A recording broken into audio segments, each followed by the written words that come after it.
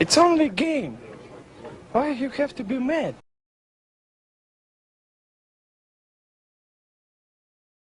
What is up, heroes of Dominion? My name is Charlie. This is Hero Wars Central, and today we're going to talk about the jumpy, teleporty, sky is falling tank that is Luther. I love Luther. He's so interesting. He's a cross between like a monk and a paladin in his aesthetics. He's got a big old hammer. I love his armor. Just a really cool tank. Quick picture of my tier list. As always, spend some time looking through this if you're not sure what each means. The name is jokes from my live stream. If you want to join my live stream every weekday. And they're just basically, making fun of tier lists. But my tier list is about utility and what a hero will bring to a team instead of how its power level compares to another hero. So this video is not going to be about how Luther's power level or strength or overall capability compares to other tanks. This is going to be where I feel Luther is a best fit as a role, as the tank role in what kind of teams. So we have a front line, of course, tank/control hero. Very cool looking set of armor, red cape, gives me this crusader vibe. He's a tank control. Main stat is strength. His ultimate ability is a very unique ability. Very unique, and it's pretty signature. Everyone pretty well knows what it is. Luther teleports deep into the enemy team, dealing damage to nearby enemies. Now, Omen is a disruption. It is a downside to Luther, and it is also pretty well ingrained into his kit. His other skills play off of this skill pretty well, and I love heroes that have multiple skills that play off of each other. I think the best heroes in the game, the best design heroes in the game, are heroes that have, multiples of their 4 skills playing off of each other. But we'll talk about that. So what happens when Luther jumps over there is he temporarily forces the entire team to look at him and target him, which frees up a lot of downtime for the rest of your team. So in this way, Luther is one of the purest tanks in the game in that he completely diverts damage away from the rest of your team. He gets them to redirect focus to him, if you can keep him alive, that is. Skill number 2, his green skill, is Sentence. This stuns nearby enemies and damages them. Well, excuse me. Actually, I should go back and say that that's a 10% damage on the Omen skill. Not much damage. The effect of jumping over there is the point of it. This right here, this is a stun, 30% physical attack modifier. Doesn't do a lot of damage, but it does stun for, a little while. And this is particularly effective whenever you're amongst the enemy team, because usually you're in the center of the enemy team. If you stun, quote unquote, nearby enemies and damage them, you're usually stunning the entire enemy team. So nice little skill that plays off of Omen if they proc at the same time. You have Gehenna, the blue ability. Landing after using Omen, Luther creates a fire wave that deals damage and stuns enemies ahead. So you have yet another stun here. Yet another stun. This does 20% physical attack plus a little bit of a, modifier. So it's not a bad damaging ability. It doesn't do nothing, but it doesn't do much either. And the point of this, again, is the stun. So now you have 2 stuns that work really well whenever Omen fires off. Gehenna specifically is only used when Omen fires off. But finally, you have the Violet ability, which is a pure magic defense gain. This is a strange ability. It's a passive, just like all Violet skills are on all heroes, but it seems like this was tacked on. It seems like they ran out of ideas for Luther. This definitely helps Luther survive a little bit of the magic damage. Of course, every little thing of mitigation, especially on a tank, helps. But kind of boring Violet skill. The big flashiness is 100% in that Omen and keeping him alive. So Luther has 4 skins. His default skin is Strength. His Stellar skin is Physical Attack. His Angel skin is Armor, and his new skin that he just got just last month on Facebook and will be getting this month on mobile is the Cybernetic skin, Health skin. And the order that I would level them, if you had all of them, would be Armor, Health, Strength, and then finally Physical Attack. Personally, I would use the Cybernetic skin as I feel it looks the best, although the default Armor also looks fantastic, just swinging that big old hammer around.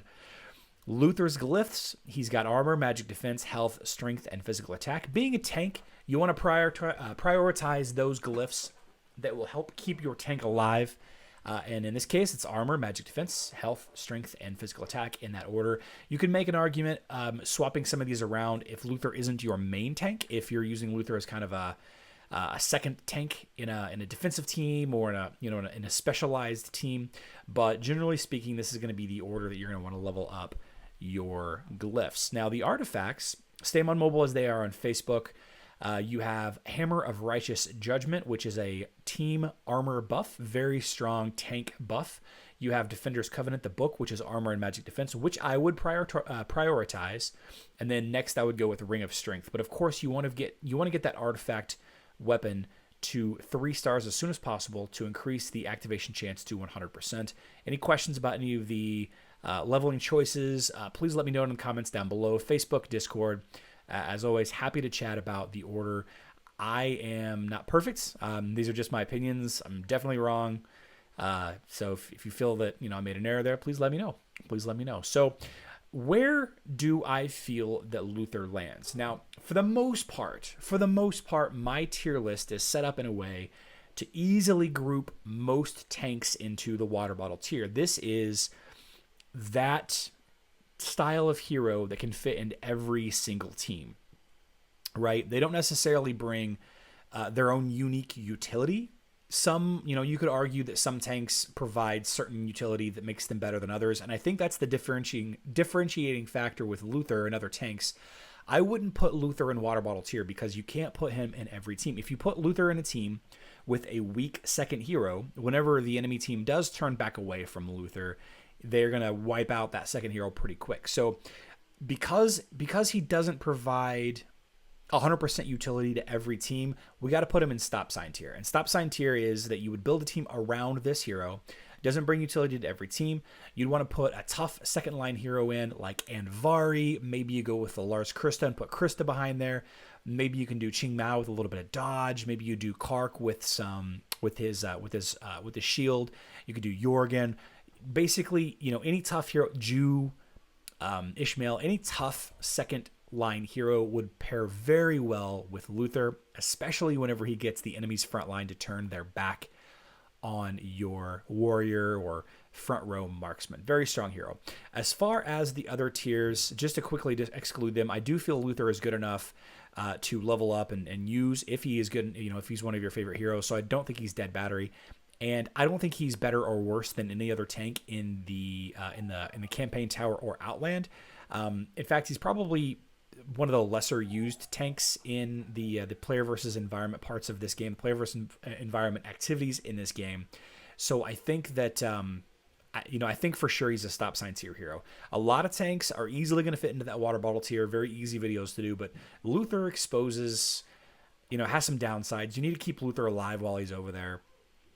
So for that reason, that's why I put him here. Now, a couple of fun things to think about with Luther is very effective at knocking over Martha's totem. So if you're going up against a particularly strong Martha, could think about using Luther. On the mobile version of the game, Luther will actually turn Andvari away. So if you're a Kark team and you're going up against an Andvari team that you just can't beat, then use Luther. An appropriately leveled up Luther, I should say, will jump to the opposing team. Andvari will turn around, and with Andvari's back to his team, nobody on his team is protected from knockups from Kark. So while Luther does his Omen attack, you can use Kark's ultimate, and then maybe follow it up with Faceless's ultimate, and you can have 2 sets of free shots on the enemy team until Andvari turns back around to face the rest of your team. So those are a couple of fun team ideas, a couple of fun ways to use Luther. I love the aesthetic of Luther. I like Astaroth a little better as a tank, just across the board. And the aesthetic of Astaroth I like a little better. I've started to kind of fall in love with Chaba a little bit more too here lately, but Luther is definitely worth leveling. With the mobile event happening this month, worth for sure getting his soul stones. However, since you can purchase his soul stones from a vendor relatively easy, I would not invest a lot of resources into the Luther event. I wouldn't invest a ton of emeralds. I wouldn't invest a ton of energy. Save it for the Twins event coming up. that's going to be a much better investment. And certainly the Runic Millstone event, if you have any resources left over after the Titan Soulstone event, save them for Lars and Krista or the Runic Millstone event, or maybe like the Jew event, because Jew's kind of difficult to get as well. I don't know. That's just my opinion, guys. Just my opinion. I'm going to talk about these heroes every day this week. That they're part of the that they are an active event. Wow. And I live stream every day. I got the schedule on screen now. Why am I fumbling over my words today? It's happened all day long.